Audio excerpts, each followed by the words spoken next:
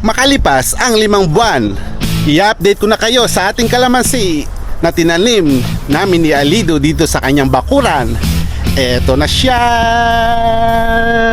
Mga kaluts, naalala nyo pa ba si Alido Bay? Nandito tayo ngayon, yung masipag na magtanim na taga Burkina Faso dito sa Bata, EG, Africa. Yan, nandito tayo ngayon para kumustahin din yung ating binigay sa kanya na kalamansi. So ilang buwan na, nasa 5 months na yata yung nakalipas sa bago natin masilip ulit yung kanyang kalamansi na ibinigay natin, kasi meron na tayong 5 na nataniman sa Santa Cruz, kina Mami Abubu, BNDM, tapos kina Madam Kang, Ikonde 4, tapos dito sa taniman niya, mamaya papakikita natin. And then yung sa may baba ng accommodation namin. So 5 na ang lugar pala yung nataniman natin ng kalamansi. At syempre, i-update ko din kayo, ipapakita rin natin yung mga tanim niya ngayon. Kasi nakaraan, di ba, may pipino, pero ngayon masasaksihan nyo kung ano pa ba yung iba-ibang tanim ni Alido Bay. Pero Ramadan ka rin, ayaw mo na magpakita at naging private life muna. Pero sabi niya sa akin ni Alido Bay, anytime pwede ka naman mag-video rito. Lahat ng halaman, kuhanin mo ng video, walang problema. Yun nga lang, hindi na natin makakasama sa video. Pero okay lang yun, at least ma-update pa rin natin sa mga halaman niya. At yung naibigay natin, yun yung importante mga kalos. Ngayon, iikot ko na kayo from there. Yan. So, grabe. So, ito muna oh. Grabe yung mga papaya nyo. Yan ah. So, yan yung unang-una. Nakapalibot siya ng malalaking papaya. Yan oh. Ito, may punla pala siyang lettuce oh. Tapos ito yung mga bell pepper pa rin siya. Ang bell pepper talaga di nawawalan palagi. Kasi yung mga nagkakaratiyan, nagtitinda sa mga daanan dito sa harap ng mga supermarket, dito kadalasan kumukuha sa kanya. Kasi ito mga pipino pa rin. Yan, hanggang doon pipino. Tapos talagang yung papaya niya nakalibot oh. So ito, tataniman niya ulit to. Malamang yung rito, yung lechuga o lettuce. Ito, naka-ready na. Ito, ang discarte ng pagtanim ni Alido ito. Lalagay niya ng pataba, yung fertilizer ng dumi ng baka. So yan.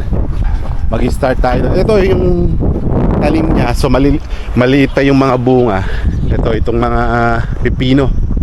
So yan, mga pipino. Tapos ito lettuce. Yan, pwede nang ibenta ito, mga lettuce. Mga lettuce. Yan, lettuce kayo dyan, lettuce. Lettuce para humaba ang inyong buhay. So ito pa rin yung mga first batch ng papaya niya. Still, kahit tumaas na sila, mga dwarf kasi yan, dami pa rin bunga.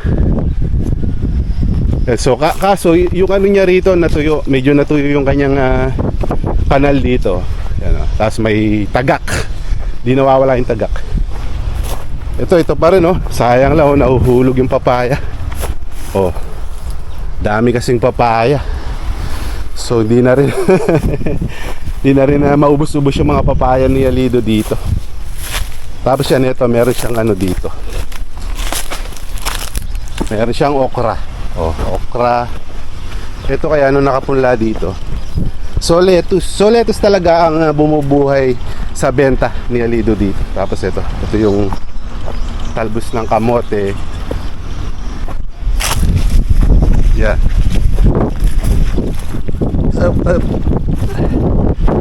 Yan, okra dami So dito magtanim sila ng dito mga kalos. Ganito sila magtanim ng okra dito. So hindi lang iisa, 2, 3, 4 bawat isang tanim. Isang block. Yan hanggang doon. Tapos dito may hinog may hinog na papaya doon Tapos dito papaya pa rin. Papaya. Talagang napalibutan ng papaya yung paligid ni Alido Bay. Pero malinis na ngayon. Dati may mga saging dito, tinanggal niya. Ngayon mga papaya pa rin pahinog na rin manibalang na yung iba Dami So siya nilalagay niya ng mga konting gamot. Kasi yung insekto minsan na sinisira yung mga bunga.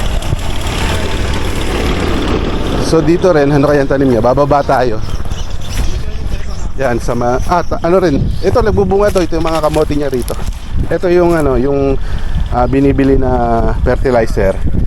Isang truck na gano'n, nagkakahalaga siya ng 6,000 pesos.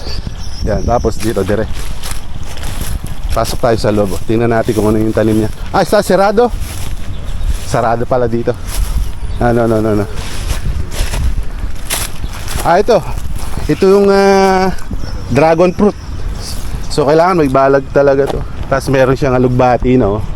Dami alugbati.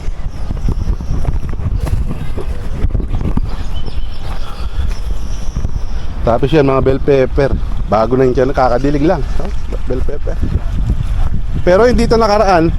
Ang natandaan kong tanim niya, yung mga yung mga sili na lokal na nakapagdala tayo sa Pinas. Ito, meron siyang hose na ginagamit sa pandilig dito. Tapos ito rin sa gilid, meron siyang disaging din. Ito yung mga dwarf papaya. Everywhere.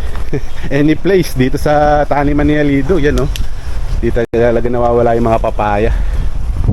So yan, papaya pa rin, dwarf pa rin no. Talagang dito mananawa ka sa kakain ng papaya.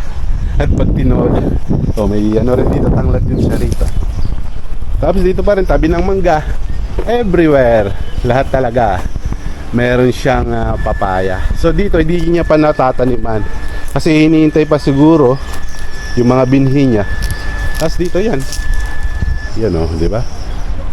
Pero mga sa likod nito Kalots, cultural, yun yung eskwela, yung sentro escolar, yun na tinatawag. So ito, daming bunga ng ni Alido Bay. Ito yung mga avocado. Ang ganda sa taas. Daming bunga. Mucho. Daming bunga. Ang dami rin palang tanim na menta o mint. Yan mint. Yan. Dito gamitin din yung maraming gumagamit sa pagluluto rin yan. Tapos yung iba ginagamit sa vodka. Tapos mix ng Sprite. Yan meron din pala siya ng guyabano. Pero tawag sa Espanyol dito guanabana. Yan Tapos sabi ko nga sa inyo, dami, lalaki talaga ng mga papaya, dami. Kaya siguro pag hinarvest yung mga papaya ni Alido, almost abot ng isang truck sa dami ng bunga, sa dami rin tanim ng papaya. So ito, meron din siyang tubo pala rito. So malapit na tayo, papunta na tayo sa pinaka main event natin na pangungumusta natin sa Calamansi. Yan, medyo hindi ganong gumanda yung pipino. Parang nanuyot. Ito, may mga kanal sa bawat kanto. So mga Kalos, yan, ready na ba kayo na makita yung ating update about sa ating Calamansi? Ito na po. Pagbilang kong 3, nakatago na kayo. 1, 2, 3. So yan mga Kalos, ito na yung Calamansi. So ganyan pala siya pag pabuto kasi ang daming tinik pero at least malaki na. Siguro kasi laki nito yung kay Miguel. Sa pagpunta natin sa ibang community natin, papasilip ko sa inyo yung Calamansi na naitalim natin na ito. Sana someday, some years, magbunga na. Ganun lang naman, di ba mga Kalots? Yan, so salamat sa panonood nyo. Na-update ko rin kayo about sa ating Calamansi. And then nabisita rin natin yung mga ibang halaman ni Alido. Yan, stay tuned lagi sa Kalutong Pinoy.